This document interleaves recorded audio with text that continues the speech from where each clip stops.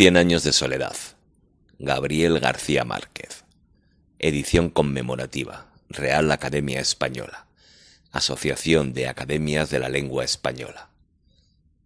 La tierra es redonda como una naranja.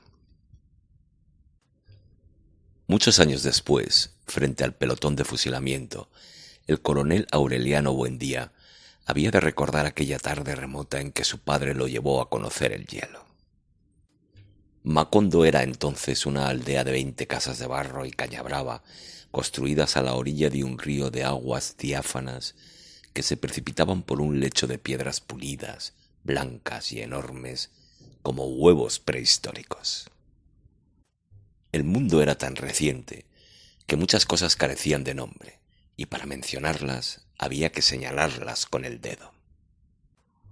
Todos los años, por el mes de marzo, una familia de gitanos desarrapados plantaba su carpa cerca de la aldea, y con un grande alboroto de pitos y timbales daban a conocer los nuevos inventos.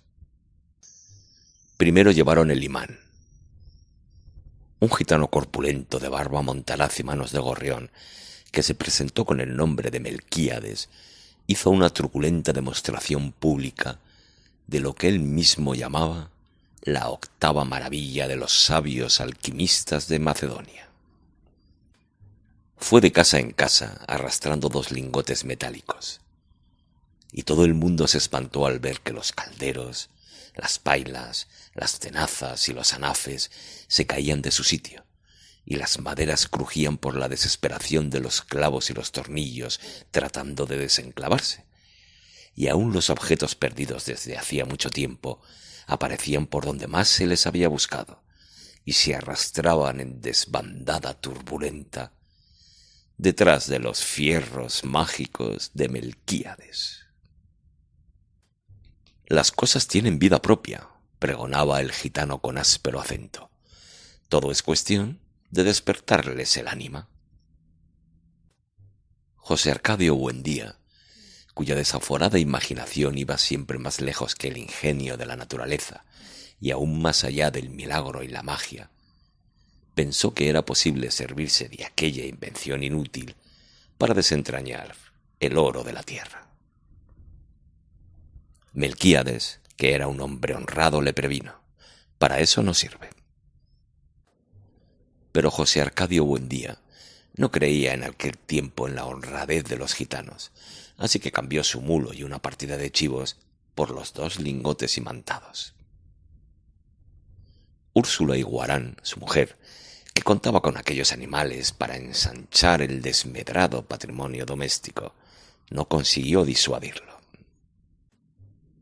Muy pronto ha de sobrarnos oro para empedrar la casa, replicó su marido. Durante varios meses se empeñó en demostrar el acierto de sus conjeturas. Exploró palmo a palmo la región, inclusive el fondo del río, arrastrando los 2 lingotes de hierro y recitando en voz alta el conjuro de Melquíades. Lo único que logró desenterrar fue una armadura del siglo XV con todas sus partes soldadas por un cascote de óxido, cuyo interior tenía la resonancia hueca de un enorme calabazo lleno de piedras. Cuando José Arcadio Buendía y los 4 hombres de su expedición lograron desarticular la armadura, encontraron dentro un esqueleto calcificado que llevaba colgado en el cuello un relicario de cobre con un rizo de mujer.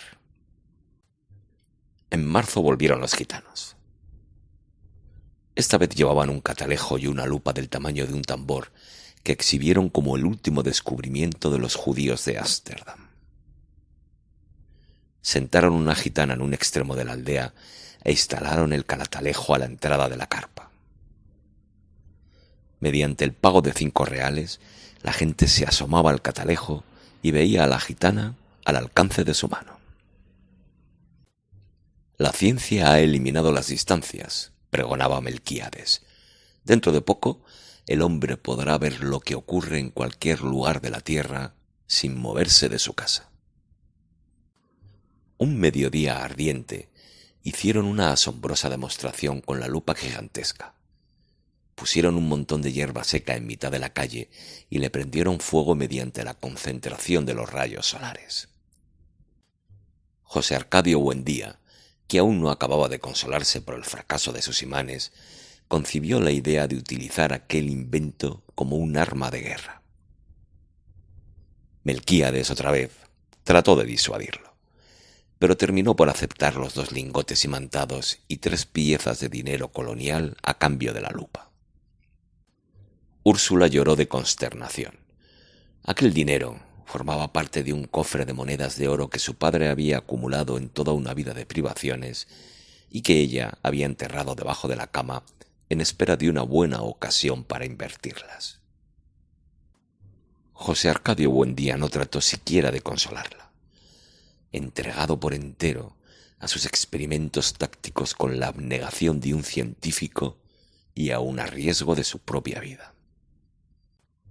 Tratando de demostrar los efectos de la lupa en la tropa enemiga, se expuso él mismo a la concentración de los rayos solares y sufrió quemaduras que se convirtieron en úlceras y tardaron mucho tiempo en sanar. Ante las protestas de su mujer, alarmada por tan peligrosa inventiva, estuvo a punto de incendiar la casa. Pasaba largas horas en su cuarto, haciendo cálculos sobre las posibilidades estratégicas de su arma novedosa, hasta que logró componer un manual de una asombrosa calidad didáctica y un poder de convicción irresistible. Lo envió a las autoridades acompañado de numerosos testimonios sobre sus experiencias y de varios pliegos de dibujos explicativos. Al cuidado de un mensajero que atravesó la sierra, se extravió en pantanos desmesurados, remontó ríos tormentosos y estuvo a punto de perecer bajo el azote de las fieras, la desesperación y la peste antes de conseguir un enlace con las mulas del correo. A pesar de que el viaje a la capital era en aquel tiempo poco menos que imposible, José Arcadio Buendía prometía intentarlo tan pronto como se lo ordenara el ejército, con el fin de hacer demostraciones prácticas de su invento ante los poderes militares y adiestrarlos personalmente en las complicadas artes de la guerra solar. Durante varios años esperó la respuesta. Por último, cansado de esperar, se lamentó ante Melquíades del fracaso de su iniciativa, y el gitano dio entonces una prueba convincente de honradez. Le devolvió los doblones a cambio de la lupa y le dejó además unos mapas portugueses y varios instrumentos de navegación. De su puño y letra escribió una apretada síntesis de los estudios del monje Hermann, que dejó a su disposición para que pudiera servirse del astrolabio, la brújula y el sextante. José Arcadio Buendía pasó los largos meses de lluvia encerrado en un cuartito que construyó en el fondo de la casa para que nadie perturbara sus experimentos.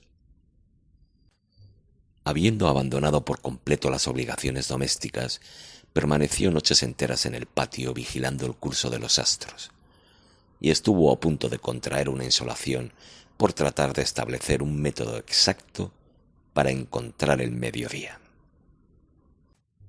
Cuando se hizo experto en el uso y manejo de sus instrumentos, tuvo una noción del espacio que le permitió navegar por mares incógnitos, visitar territorios deshabitados y trabar relación con seres espléndidos sin necesidad de abandonar su gabinete.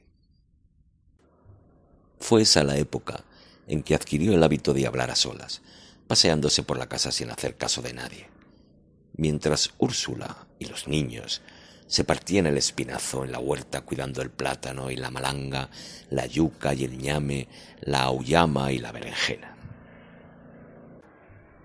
De pronto, sin ningún anuncio, su actividad febril se interrumpió y fue sustituida por una especie de fascinación. Estuvo varios días como hechizado, repitiéndose a sí mismo en voz baja un sartal de asombrosas conjeturas sin dar crédito a su propio entendimiento. Por fin, un martes de diciembre a la hora del almuerzo, soltó de un golpe toda la carga de su tormento. Los niños habían de recordar por el resto de su vida La augusta solemnidad con que su padre se sentó a la cabecera de la mesa temblando de fiebre, devastado por la prolongada vigilia y por el encono de su imaginación, y les reveló su descubrimiento. La tierra es redonda como una naranja.